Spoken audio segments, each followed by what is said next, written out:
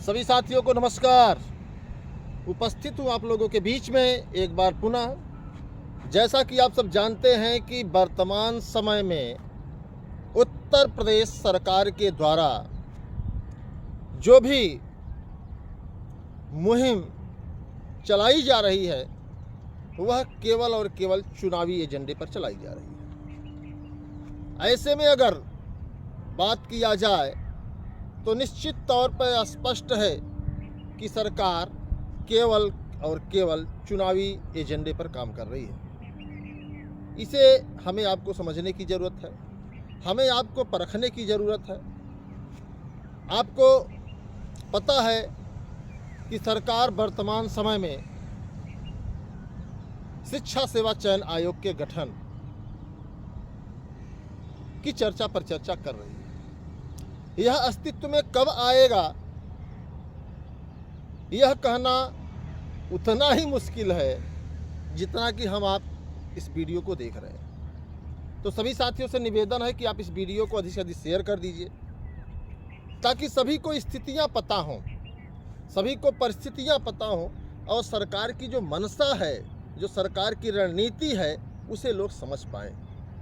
विपक्ष के बारे में अगर हम बात करें आप लोगों से, तो विपक्ष आपके सवालों को लेकर के सरकार से सवाल नहीं कर सकता। अगर हम अपनी आवाज़ सरकार तक पहुंचाना चाहते हैं, अगर हम अपनी आवाज़ सरकार के कानों में डालना चाहते हैं, तो हमें आपको हर हाल में सरकार से सवाल जवाब करना होगा। उसको लेकर के हमें आपको सरकार से लड़ना होगा। सवाल यह खड़ा होता है कि आखिर बिल्ली के गले में घंटी कौन बांधे। उसको लेकर के हमारी आपकी संख्या अगर देखी जाए तो एक बहुत बड़े पैमाने पर है, जिसकी आप उम्मीद तक नहीं कर सकते। किसी भी भर्ती के विज्ञापन में अगर हम फार्म भरने वाले साथियों की संख्या की अगर बात करें तो निश्चित तौर पर मित्रों, कोई ऐसी भर्ती नहीं है, कोई ऐसा विज्ञापन नहीं है जिसमें 8 से 10 लाख फार्म न पड़ते। अगर हम शिक्षा विभाग की बात करें तो शिक्षा विभाग में तो 15 लाख, 12 लाख, 8 लाख, 9 लाख, यहाँ तक कि टेट की परीक्षा पास करने के लिए जहाँ पर रोजगार नहीं है वहाँ 21 लाख से अधिक लोग फार्म डालते हैं दोस्त। ऐसे में क्या यह संभव नहीं है कि जितने लोग फार्म डालने वाले साथी हैं, सरकार से एक बार मिल करके, एक बार एकजुट होकर के यह सवाल जवाब करें कि साहब अगर प्रदेश में पद खाली हैं, देश में पद खाली है, तो उसको भरा जाना चाहिए। क्या ऐसा संभव नहीं है? तो निश्चित तौर पर हम आप यह कर सकते हैं। आंदोलनों में हमारी आपकी संख्या न के बराबर होती है।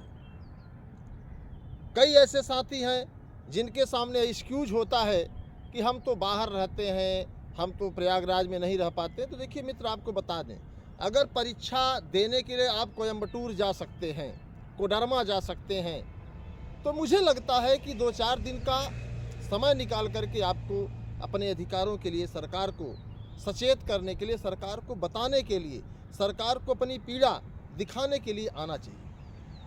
और उसी मुहिम को लेकर के हम लोग लगातार काम कर रहे हैं। आप लोगों को पता है कि हम लोगों के ऊपर लगातार मुकदमे होते हैं, हम लोग जेल जाते हैं। तो ऐसे हालात में हमें आपको इसको समझना है दोस्त। अगर हम आप इसको नहीं समझ पाएंगे तो फिर हमारी आपकी पीड़ा कौन समझेगा। तो इन सभी चीज़ों को हमें आपको समझने की ज़रूरत है। और सभी भाई बहनों से मैं देखिए बहुत साफ शब्दों में कहना चाहता हूँ, कोई भी व्यक्ति हो, हम लोगों ने कई लड़ाई लड़ी। 2016 से लगातार युवा मंच टीम के साथ जुड़ करके हमने संघर्ष किया है। कुछ लोगों को लगता है कि हमारा संघर्ष गलत है, हो सकता है। तो अगर सही संघर्ष आप करना जानते हैं तो आप आइए, बताइए। आप बताएंगे भी नहीं तो ऐसे में आनंद नहीं आता है। तो जो भी साथी हैं, प्रदेश में पद खाली हैं और सरकार इस बात को स्वीकार करती है कि प्रदेश में कितने पद खाली हैं। यह नहीं है कि जो मैं ये कह रहा हूँ वही सही है, जो आप जानते हैं वह भी सही है। 1,14,000 अगर कहा जाए तो पुराने आंकड़े के आधार पर, अभी नए एडमिशन की बात मैं नहीं कर रहा हूँ, जो पुराने छात्र हैं उनके आधार पर आपको बता दें कि प्राथमिक विद्यालयों में जो है 1 लाख से अधिक पद खाली है। माध्यमिक विद्यालयों की अगर मित्रों बात कर लें, बहुत साफ शब्दों में आप लोगों को बताना चाहता हूं, अगर माध्यमिक विद्यालयों की हम बात करें तो माध्यमिक विद्यालयों में भी जो है 50,000 लगभग 41-42 पद खाली है। LTGIC में भी 10,000 लगभग 8-8,500 पद खाली हैं। तो ऐसे में क्या है कि हमें आपको थोड़ा सा सरकार को ये बताना है, और सरकारें आपको बता दें कि सरकारी रोजगार नहीं देना चाहती। कई हमारे जो चयनित शिक्षक साथी हैं उनसे जब हम वार्ता करते हैं तो साफ शब्दों में उनका यही कहना है कि हमारे यहाँ फला विषय के टीचर नहीं है, हमारे यहाँ फला विषय के टीचर नहीं है। एक सवाल मैं आप लोगों से आज फिर दागूंगा, और अगर आप लोगों को मेरी बात सही लगेगी तो मैं उम्मीद करता हूँ कि आप लोग वीडियो को अधिक से अधिक शेयर करिएगा। मित्र देखिए, बहुत स्पष्ट बता दें कि सरकार चाहती है कि पहले छात्र विद्यालय में आएँ फिर हम भर्ती करें। हमारी बात आपको शायद समझ में आएगी। सरकार यही चाहती है कि पहले छात्र आएँ फिर हम छात्रों की संख्या के आधार पर शिक्षकों की नियुक्ति करें। अब सवाल इस बात का उठता है कि अगर सरकार नियुक्ति प्रक्रिया शुरू भी करेगी तो कम से कम एक भर्ती में 3 से 4 वर्ष लग जाता है। तो जो छात्र कक्षा 1 में पढ़ने के लिए जाएगा तो 5 वर्षों में 3 वर्षों में अगर शिक्षक वहां पहुंचते हैं तो आप समझिए कि उसकी शिक्षा क्या होगी। यही कारण है कि प्राइवेटीकरण की ओर तमाम जो गार्जियंस हैं, अभिभावक हैं, पेरेंट्स हैं, ज़्यादा भाग रहे हैं, सरकारी विद्यालयों की ओर नहीं भाग रहे हैं। अब जब सरकारी विद्यालय में जाएंगे नहीं तो सरकार के पास छात्र और शिक्षक अनुपात होगा नहीं, और होगा नहीं तो सरकार सरप्लस का रोना शुरू कर देगी। अब सवाल इस बात का है कि हर माँ बाप ये चाहते हैं कि उनके बच्चे का भविष्य उज्जवल हो, और अब भी ऐसा चाहते हैं, लेकिन सवाल इस बात का है कि सरकार की जो रणनीति है भर्तियों की वो जटिल है। कोई भी विज्ञापन निकलता है 69,000 को ही देख लीजिए, 68,000 को देख लीजिए, LT को देख लीजिए, TGT को देख लीजिए, जिसको आप समझना चाहते हैं उसको आप देख लीजिए। कि भर्ती में जूनियर को देख लीजिए, अभी वर्षों हो गए, 2 वर्ष बीत गए, तो इसमें एक जटिल समस्या हो जाती है। और उस जटिल समस्या के कारण आप लोग बहुत स्पष्ट रूप से जानते हैं कि इनकी विसंगतियाँ, इन्हीं के द्वारा उसमें विसंगतियाँ उत्पन्न की जाती हैं, और यही कारण है कि भर्तियाँ एक लंबे समय तक जो है कभी न्यायालय में तो कभी किसी विवाद में तो कभी किसी विवाद में फंसी रहती है। अब सवाल इस बात का उठता है मित्रों, बहुत साफ शब्दों में मैं आप लोगों से बता रहा हूँ कि सवाल इस बात का उठता है कि जो पेरेंट्स, जो माता पिता अपने बच्चों का नाम विद्यालय में लिखाएंगे तो यह सुनिश्चित नहीं है कि सरकार 5 वर्षों में उनको शिक्षक दे सके, 4 वर्षों में उनको शिक्षक दे सके। तो ऐसे में कोई भी पेरेंट्स अपने बच्चे का भविष्य बर्बाद नहीं करना चाहते, जबकि सरकार को चाहिए कि जितने भी विद्यालय हैं सभी विद्यालय में सबसे पहले शिक्षकों की नियुक्ति करें, इंफ्रास्ट्रक्चर बिल्डअप करें, वहाँ पर बच्चों के बैठने की, पानी पीने की, ब्लैक बोर्ड पढ़ाने की आदि व्यवस्था सुनिश्चित करे। उसके बाद सरकार स्वयं देखेगी। दिल्ली में कुछ विद्यालयों को हमने देखा, उन विद्यालयों को देखते बनता है कि वाकई में दिल्ली सरकार ने, मैं किसी सरकार का मुरीद नहीं हूँ और न मैं किसी पार्टी से, लेकिन दिल्ली सरकार के कुछ विद्यालय ऐसे हैं, ज़्यादातर विद्यालय तो मैंने नहीं देखे, 2-4 विद्यालय हमने देखे हैं जिसमें वाकई में लगता है कि यहाँ पर इंफ्रास्ट्रक्चर बिल्डअप हुआ है, वहाँ पर छात्र। अब आपको बता दें कि प्राइवेट विद्यालयों से ज़्यादा सरकारी विद्यालयों में नाम लिखाने की होड़ लगी हुई है। तो उत्तर प्रदेश सरकार से भी हम लोगों की यही अपील होनी चाहिए। अब प्रदेश के जो भी साथी हैं, मैं सभी साथियों से निवेदन करना चाहूँगा कि एक बार अपनी एकजुटता दिखा दीजिए। हम किसी पार्टी के या सत्ता के पक्षधर या विपक्षधर नहीं है। हमारा आपका मूल कर्तव्य है कि सरकार सही तरीके से right to education, fundamental right के आधार पर काम करे, चाहे वो किसी भी विभाग में हो, सभी विभागों को भरने का काम करे। लेकिन अब सवाल ये है कि हमारी आपकी एकजुटता जिस तरीके से होनी चाहिए वो नहीं हो पा रही है। तो सरकार की नज़रों में यही लगता है ये कुछ चंद लोग जो सरकार के विरोधी हैं वही आंदोलन करते हैं, तो उनके आंदोलनों का कोई असर नहीं पड़ता है और सरकार का सीधे फरमान होता है कि इनको जेल भेज दिया जाए। इनके ऊपर मुकदमे ला दिया जाए।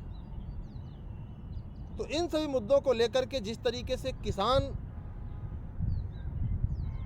एकजुट होकर के लड़े, उसी मुहिम के आधार पर 113 संगठनों को मिला करके एक संयुक्त युवा मोर्चा का गठन किया गया है। और हम चाहते हैं कि आप सब मजबूती से रोजगार के, अधिकार के इस संघर्ष में अपना योगदान दें। तमाम लोग कहते हैं कि फला चंदा जीवी है, चंदा चोर है, ये है वो है।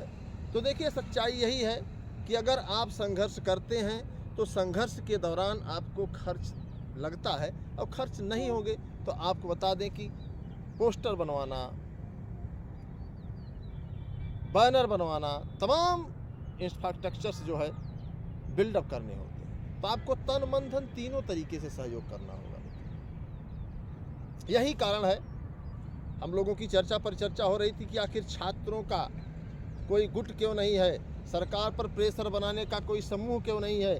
तो बातें इसी में निकल करके आई कि जो चयनित साथी हैं वो ये भूल जाते हैं कि कभी हम भी बेरोजगारों की लाइन में खड़े थे और हमारे साथी हमारे लिए लड़ रहे थे। उनसे दुनियादारी से मतलब नहीं, खुद को यह समझते हैं कि मैं अब चयनित हूँ, अब मुझे क्या मतलब निकलता है। लेकिन सच्चाई यही है कि अगर वो खुद चयनित है तो ठीक है, लेकिन उनकी आने वाली पीढ़ियों के लिए अगर रोजगार खत्म हो जाएगा तो क्या करेंगे।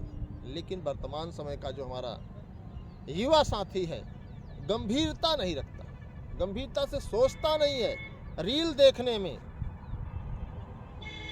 जितना समय बर्बाद करता है, अगर उतना समय अपने भविष्य को लेकर के बर्बाद करे तो निश्चित तौर पर वो सफल हो सकता है। और तमाम आपने देखा होगा, अभी पीसीएस का रिजल्ट आया है, कई ऐसे कद्दावर साथी जो कई दूसरी जगह पर काम कर रहे थे, चयनित थे, उनको बड़ी सफलताएं मिली है। एसडीएम हुए हैं, डीएसपी हुए हैं, डीवाईएसपी हुए हैं। तो हमें आपको इसमें संघर्ष करने की ज़रूरत है। हम लोग चाहते हैं, देखिए, युवा मंच टीम का कोई विशेष सरकार से या किसी से कोई विरोध नहीं है। हम सरकार की नीतियों का विरोध करते हैं, और चाहे सपा सरकार हो, चाहे बसपा सरकार हो, चाहे कांग्रेस सरकार हो, चाहे भाजपा सरकार हो, चाहे आप सरकार हो, चाहे जो भी सरकार हो, हमारी मांग यही है कि प्रदेश में जो रोजगार सृजन होना चाहिए उसको सरकार नहीं कर रही है, उसको करे। बेरोजगारी का आलम बढ़ता जा रहा है, आए दिन आत्महत्याएं बढ़ती जा रही हैं, और जो युवा वर्ग है वो हताश और निराश होता जा रहा है। तो ऐसे में युवा वर्ग को भी